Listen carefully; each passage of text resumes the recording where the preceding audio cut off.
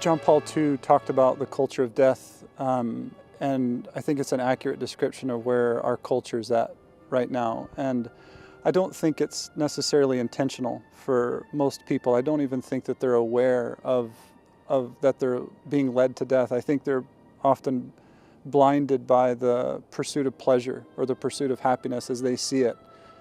And there's a great job that the enemy has done, that modern media has done, that all kinds of different facets have done to create a numbness in us to where we don't actually experience life and death, and it allows us to avoid. And so I think the culture of death is, a whole lot of it is rooted in lies and people not actually experiencing what's truly going on, not telling the truth, not living in reality. And then I think why we all do that at times and struggle with that is because we doubt. It's hard to have hope that God is who He says He is. But it's true.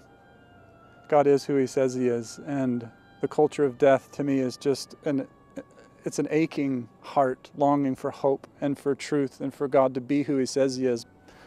But when you don't believe that, you'll settle for anything. I mean, C.S. Lewis said that we were made for a holiday by the sea, but we've found ourselves feeling comfortable in the mud slums and the back alleys and the dumpsters, and we don't realize what we're actually made for. And so we choose death in a way because it's hard to believe that there's more or that it's better. This age that we live in is an age where there's been this falling away from basic principles even of life that are written into creation. In the exaltation of our autonomy, that we have this freedom to do as we will. But freedom that is not linked to truth becomes license. And then when it's license, it becomes life, and the world around us becomes meaningless. And so we as Christians have a grave moral obligation to be witnesses to this culture of life. And we can see this already coming in various forms, and certainly with the legalization of abortion in this land, the doors opened up to this culture of death in a very radical way.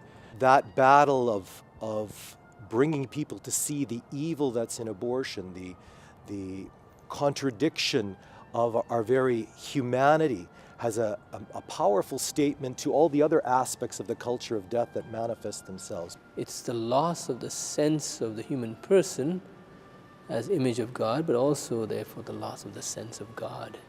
And I think that began with the Enlightenment, where the God became someone or something that was simply not involved in human affairs.